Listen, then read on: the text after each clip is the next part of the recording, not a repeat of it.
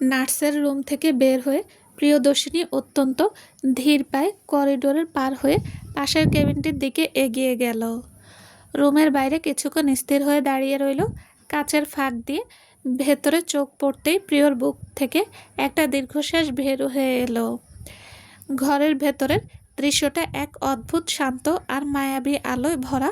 সোফায় বসে আছেন কবির হোসেন সাহেব, আর তার হাঁটুতে মাথা দিয়ে মেঝেতে কার্পেটের ওপর বসে আছে 4 বছরের ছোট্ট কিয়ারা। কবির সাহেব অত্যন্ত মায়ামাখা মুখে নাতনিকে কোলে নিয়ে রূপকথার গল্প শোনাচ্ছেন, আর পাশে বসে কাকুলি বেগম কাশিপকে নিজের কোলে বসিয়ে বাটির থেকে ফল কেটে খাইয়ে দিচ্ছেন। প্রিয় দরজার হাতল ধরে একটু শব্দ করতেই রুমের ভেতরে সবাই দরজার দিকে তাকালো। প্রিয়কে ভেতরে ঢুকতে দেখে কবির হোসেন সাহেব আর কাকুলি বেগম ওর দিকে তাকালো। হাসতে হাসতে বলে, কিয়ারা দাদু ভাই একদম কারিবের মতো দুরন্ত হয়েছে।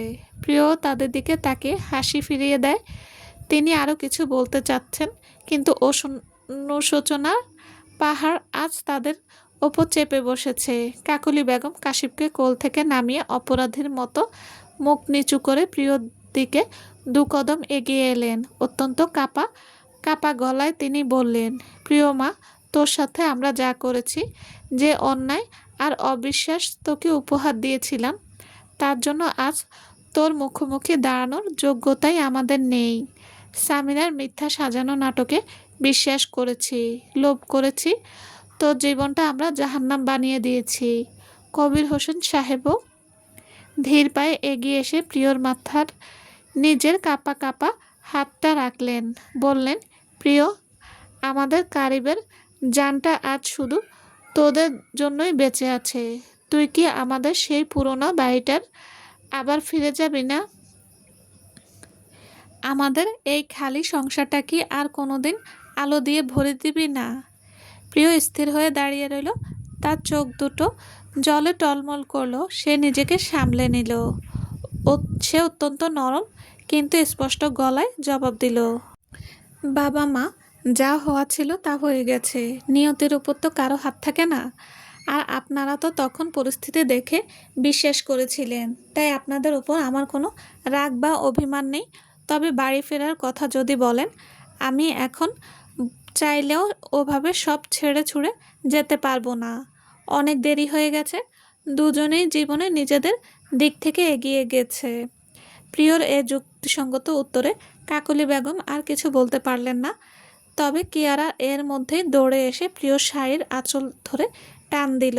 আধো আধো গলায় বলল, মাম্মা, জানো, এই যে দাদু না আমাকে কত সুন্দর পলি আর লাজকন্যার গল্প বলছিল।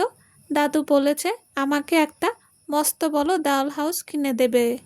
আমি কি দাদুল আলেকটু সাথে খেলা করব মাম্মা? প্রিয় নাতনি আর দাদুর এই সুন্দর বন্ধন দেখে মনে মনে একটু স্বস্তি পেল।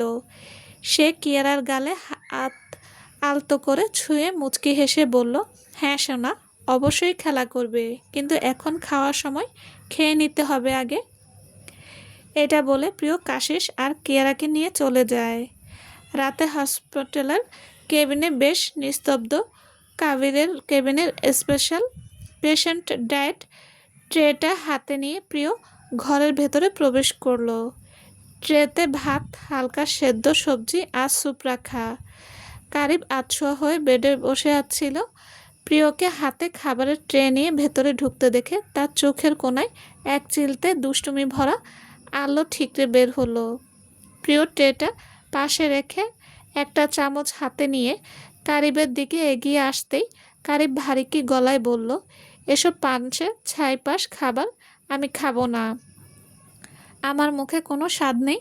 তার ওপর তুমি সারাদিন আমার সাথে ঠিকমতো দুটো কথাও বললে না প্রিয়দর্শিনী। প্রিয় চামচে করে কিছুটা গরম স্যুপ তুলে কারিবের মুখের সামনে ধরে অত্যন্ত কড়া গলায় বলল, ডাক্তার যা ডায়েট চার্ট দিয়েছে তাই খেতে হবে। নিজের ফালতু কথা বন্ধ করে মুখ খুলুন তো। সারাদিন বাচ্চার মতো ড্রামা করতে থাকেন। কারিব প্রিয়র হাতটা হঠাৎ চেপে ধরল। সে প্রিয়র মুখের দিকে এক দৃষ্টিতে তাকিয়ে রইল। তার চোখে কেবল ভালোবাসার আকুলতা।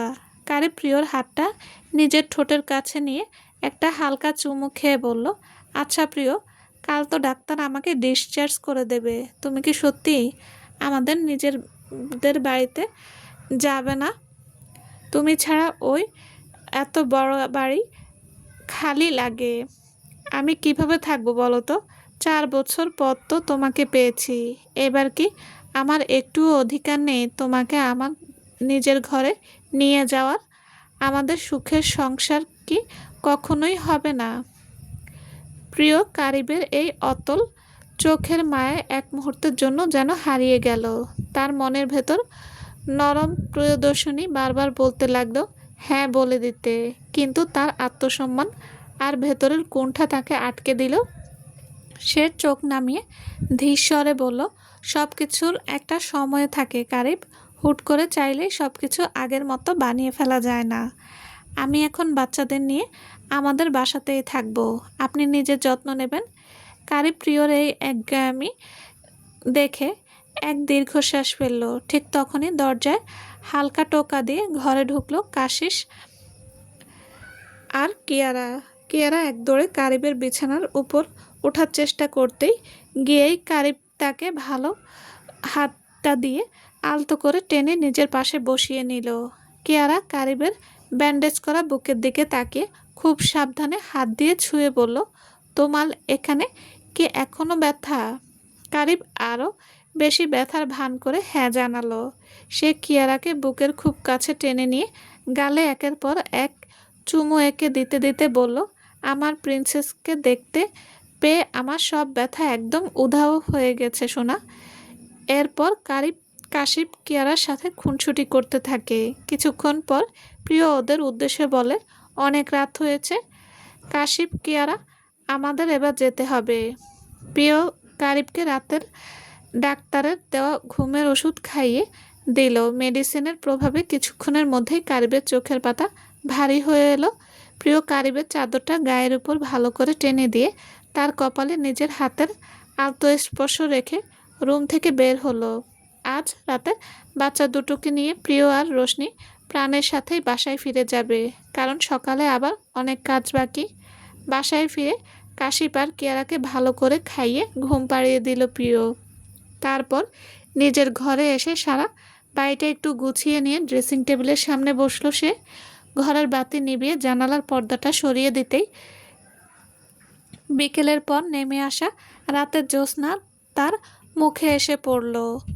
প্রিয় বিছানায় গা এলিয়ে দিতেই চারপাশের এক গভীর নীরবতা তাকে যেন গ্রাস করতে চাইল। তার মনটা অনবরত হসপিটালের সেই শীতল কেবিনটার দিকে ধাবিত হচ্ছে। কারিব একা কী করছে? বুকের ব্যথাটা আবার বাড়ল কি? প্রিয় দুহাত জোর করে পরম করুণাময়ের কাছে কারিবের দ্রুত আরোগ্য কামনায় প্রার্থনা করতে লাগলো। চোখের কোণ বেয়ে 2 ফোঁটা নোনা জল গড়িয়ে পড়ে তার বালিশ ভিজিয়ে দিল। অভিমান যতই হোক না কেন, কারিবের প্রতি তার এই অপার্থিব ভালোবাসা যে কতটা গভীর তা আজ সে প্রতি পদে পদে উপলব্ধি করছে। পরদিন সকালে পাখির কিচিরমিচিরে প্রিয়র ঘুম ভাঙল। পূর্বের আকাশে তখনও অন্ধকার। প্রিয় আর দেরি না করে দ্রুত উঠে ফজর নামাজ আদায় করে নিল। নামাজ শেষে রান্নাঘরে ঢুকে সে কারিবের পছন্দের খাবার বানাতে ব্যস্ত হয়ে পড়ল। হালকা মশলার মুরগির স্যুপ, নরম পরোটা আর সুজি দিয়ে একটা ডিশ তৈরি করলো। পাশাপাশি হসপিটালে থাকা বাকি সবার জন্য স্পেশাল নাস্তা রেডি করে ফেললো। সকাল 8টার মধ্যে প্রিয় তৈরি হয়ে নিল। আজ সে পরেছে একটা বেবি পিঙ্ক কালারের সুতির কটন কুর্তি, সাথে সাদা ওড়নাটা খুব পরিপাটি করে কাঁধে ফেলে নেওয়া। কোনো মেকআপ নেই, শুধু ভেজা চুলগুলো পেছনে একটা কাচের ক্লাচ দিয়ে আটকানো।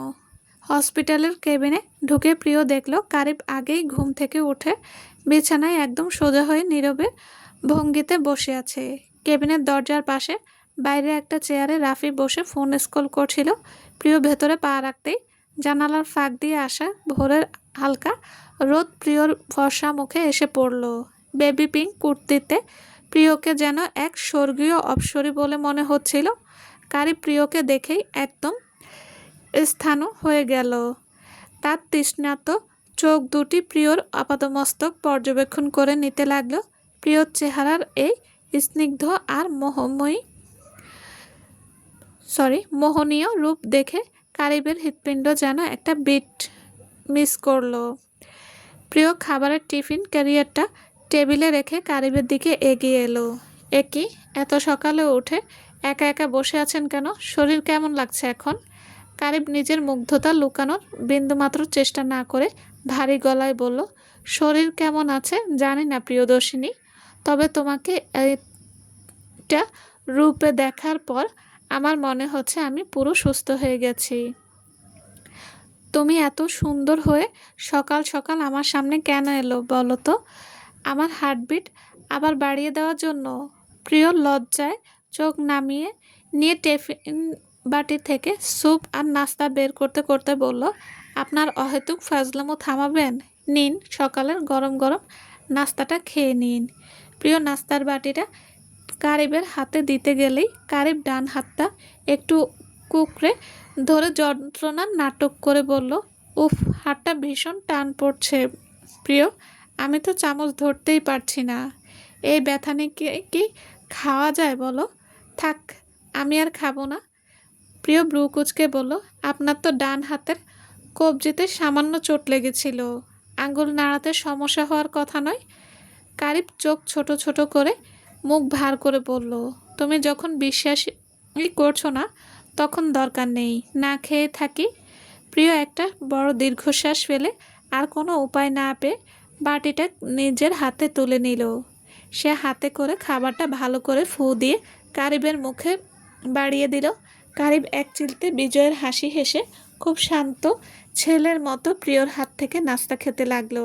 প্রতিবার খাবারের মুখে দেওয়ার সময় কারিবের ঠোঁটের ছোঁয়া প্রিয়র আঙ্গুলে লাগছিল, আর প্রিয়র সারা শরীর এক অজানা রোমাঞ্চে শিওরে উঠছিল।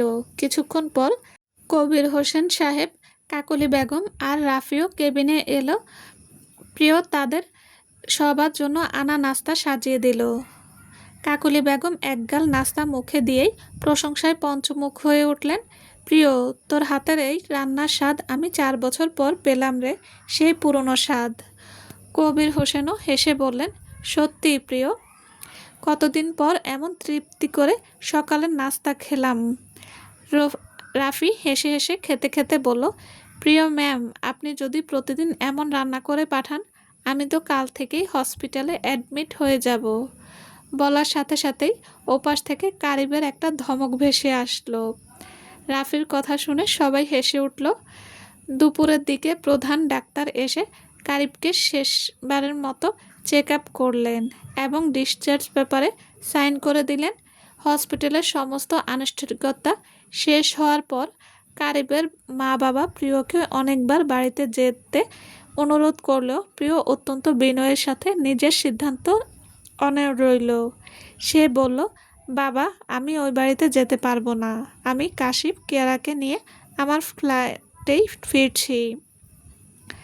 কারিব এতক্ষণ শান্ত হয়ে বসে সব শুনছিল। প্রিয়কে কোনোভাবেই নিজের বাড়িতে রাজি করানো যাচ্ছে না দেখে সে তার চেনা নাছোড়বান্দা রূপে ফিরে আসলো। সে কবির হোসেন সাহেবকে ডেকে নিচু স্বরে কিছু একটা বলল, যা শুনে কবির হোসেন প্রথমে একটু অবাক হলো, পরে মুচকি হেসে রাজি হলেন। কারিবের তার বাড়ি না গিয়ে প্রিয়দের পাশের অ্যাপার্টমেন্টের উঠল। কারিব সোজা ঘোষণা দিল, ঠিক আছে প্রিয়দর্শিনী, তুমি তোমার ফ্ল্যাটে যাবে, যাও, কিন্তু আমি আর বাবা মা তো আমাদের পাশের ফ্ল্যাটেই উঠছি। ডাক্তার তো বলেছে আমার কেয়ার নেওয়ার দরকার, আর তুমি পাশে থাকলে আমার কেয়ার ভালো হবে। প্রিয় একদম বাকরুদ্ধ হয়ে গেল। কারিব আবার এখানে এসে উঠবে ভেবে হসপিটাল থেকে সোজা গাড়ি করে সবাই প্রিয়দের বিল্ডিংয়ের সামনে এসে পৌঁছালো। কারিব তার বাবা মা এবং রাফি পাশের বন্ধ ফ্ল্যাটটা খুলে ভেতরে ঢুকলো। ঘরটি আগে থেকেই ফার্নিচার দিয়ে সুসজ্জিত ছিল, শুধু একটু ঝাড়পোছ করে নিলেই হলো। প্রায় ঘন্টাখানেক পর প্রিয় কাশিফ আর কিয়ারাকে নিয়ে পাশের ফ্ল্যাট থেকে নিজের ফ্ল্যাটে চলে আসতে চাইল। কারিব দরজায় হেলান দিয়ে দাঁড়িয়ে বিরহী গলায় বলল, এ কি প্রিয়, আমাকে এভাবে রেখে কোথায় চলে যাচ্ছ? আমার সন্ধ্যার ওষুধ কে খাইয়ে দেবে? বুকের ব্যান্ডেজটা কে ড্রেসিং করে দেবে? তুমি গেলে আমি একা হয়ে যাব না? প্রিয় নিজের রাগটা চেপে রেখে শান্ত গলায় বলল, আপনার সাথে আপনার মা তো আছেই, উনি কি খাইয়ে দিতে পারবেন না? আর ওষুধের সময় হলে আমি না হয় কাশিফকে দিয়ে খবর পাঠাবো বা মনে করিয়ে দেব। আমার অনেক কাজ পড়ে আছে, আমি আসি। প্রিয় বাচ্চাদের হাত ধরে নিজের ফ্ল্যাটের দরজা খুলে ভেতরে ঢুকে দাম করে দরজাটা আটকে দিল। কারিব মুখ ভার করে দরজার দিকে তাকিয়ে রইল। তার মনটা চরম খারাপ হয়ে গেল। তার বিকেলের দিকে কারিবদের এখানে একটা জরুরি পরিস্থিতি তৈরি হলো। গ্রাম থেকে কারিবের বড় কাকার ফোন এলো। গ্রামের এসেস্টের জমি জমা সংক্রান্ত একটা বড় জটিলতা তৈরি হয়েছে, যার জন্য কবির হোসেন সাহেবকে আজ রাতের মধ্যে গ্রামে রওনা দিতে হবে। কবির হোসেন ব্যাগ গুছিয়ে নিয়ে বললেন, কাকুলি চলো, তুমিও আমার সাথে চলো, গ্রামে কয়েকদিন থাকতে হতে পারে। কাকুলি বেগম একদম বেঁকে বসলেন, তুমি কি পাগল হয়েছো? এই অসুস্থ ছেলেটাকে এই অবস্থায় একে ফেলে আমি কিভাবে গ্রামে যাব? ওর যা অবস্থা, নিজের এক গ্লাস পানিও তো গড়িয়ে খেতে পারবে না। কবির কারিব ড্রয়িং রুমের সোফায় শুয়েছিল। সে মায়ের এই কথা শুনে মনে মনে এক মহা সুযোগ দেখতে পেল। সে তড়িঘড়ি সোফায় সোজা হয়ে বসে নাটকীয় গলায় বলল, আহা মা, বাবা এত করে বলছে, বাবার সাথে তোমার যাওয়া উচিত। আমার কথা একদম চিন্তা করো না, পাশেই তো প্রিয় আছে। কাকুলি বেগম তাও দ্বিধা পড়ে গেলেন, কিন্তু প্রিয় কি তোকে সামলাতে পারবে? ওর তো নিজস্ব কাজ আছে, তার উপর কাশিফ কিয়ারা। কারিব জোর করে মায়ের হাতে ব্যাগ তুলে দিয়ে বলল, তুমি কোনো চিন্তা করো না, না করে বাবার সাথে যাও মা, আমি একদম ঠিক থাকবো। বললাম তো। অবশেষে কারিবের পিড়াপিড়িতে কাকুলি বেগম বাধ্য হয়ে কবির হোসেনের সাথে গ্রামের উদ্দেশ্যে রওনা হয়ে গেল। ফ্ল্যাটে এখন কারিব একদম একা। সন্ধ্যা নেমে আসার পর প্রিয় নিজের ফ্ল্যাটের কিচেনে দাঁড়িয়েছিল। কারিবদের ফ্ল্যাট থেকে কবির হোসেন আর কাকুলি বেগমের গ্রামে চলে যাওয়ার খবরটা রাফির কাছ থেকে জানতে পেরেছে। কবির এখন পাশের ফ্ল্যাটে একদম একা। এই চিন্তাটা প্রিয়র মাথায় অনবরত ঘুরপাক খাচ্ছে। সে চাইলেও কারিবকে মন থেকে এক মুহূর্তের জন্য সরাতে পারছে না। প্রিয় মনে মনে ভাবল, লোকটা দুপুর থেকে হয়তো ঠিকমতো কিছু খায়নি। সে কারিবের ভীষণ পছন্দের পায়েস রান্না করার সিদ্ধান্ত নিল। কিচেনে গ্যাসের চুলায় দুধ ফুটছে আর গুড় আর এলাচের মিষ্টি সুবাসে পুরো রান্নাঘর মোমো করছে। প্রিয় খুব যত্ন নিয়ে কাঠের চামচ দিয়ে পায়েসটা নাড়ছিল। ঠিক তখনই তাদের ফ্ল্যাটের কলিং বেলটা ঝনঝন করে বেজে উঠল। প্রিয় রান্নাঘর থেকে অলা উঁচিয়ে বলল, রোশনি, একটু দেখ তো দরজায় কে এলো? মনে হয় ভাইয়া এসেছে। রোশনি সোফায় বসে বই পড়ছিল। সে উঠে গিয়ে মেন দরজা খুলে দিল, কিন্তু দরজা খুলতেই রোশনির চোখ ছানা বড়া। সামনে দাঁড়িয়ে আছে রাফি, তার দু হাতে দুটো মস্ত বড় ট্রলি ব্যাগ, পিঠে একটা ব্যাকপ্যাক আর এক হাতে ইয়া বড় একটা ওষুধের কার্টন। রাফি ঘেমে নিয়ে একাকার হয়ে দাঁড়িয়ে হাসছে। রোশনি অবাক হয়ে বলল, রাফি, তুমি এত ভোর সন্ধ্যায় এই বিশাল বোঝাই ব্যাগ নিয়ে আমাদের দরজায় কি করছো? ভেতর থেকে কোনো সাড়া না পেয়ে প্রিয় হাতের খুন্তিটা এক পাশে রেখে শায়ের আঁচলে হাত মুছতে মুছতে দরজায় দিকে এগিয়ে এলো। কি হলো রোশনি, কে এসেছে রে? প্রিয় কথা শেষ করার আগেই দেখলো রাফির ঠিক পেছন থেকে একটা লম্বা চেনা অবাক উকি দিল। সে আর কেউ না, কারিব। কারিবের পরনে একটা ব্ল্যাক প্যান্ট আর ব্ল্যাক টি শার্ট, গলায় হাতটা ঝোলানো ঝুলিতে রাখা। কারিবের মুখে এক চলতে নিষ্পাপ দুষ্টু আর জয়ের মিষ্টি হাসি। প্রিয়কে দরজার সামনে দেখতে পেয়ে কারিব অতি স্বাভাবিক ভঙ্গিতে এক পা ভেতরে বাড়িয়ে দিল। তারপর দুদিকে মাথা নেড়ে বেশ আক্ষেপের স্বরে বলল, উফ প্রিয়দর্শিনী, আমার ফ্ল্যাটটা একদম বাজে। দেওয়ালের রং আমার একদম পছন্দ হয়নি। তার উপর একা একা ওই বড় ভুতুড়ে ঘরে আমার প্রচণ্ড ভয় করছিল। ডাক্তার তো আমাকে কোনো মেন্টাল স্ট্রেস নিতে বারণ করেছে, জানোই তো। তাই ভাবলাম আমার পছন্দের ফ্ল্যাটে চলে আসি। তাই নিজের সব লাগেজপত্র নিয়ে এই ফ্ল্যাটেই শিফট হয়ে গেলাম। কি বলো, ভালো করেছি তো না? প্রিয় চোখ দুটো বড় বড় করে হতভম্ব হয়ে কারিবের দিকে তাকিয়ে রইল। সে কি বলবে বা কিভাবে প্রতিক্রিয়া দেখাবে তা যেন এক মুহূর্তের জন্য ভুলেই গেল।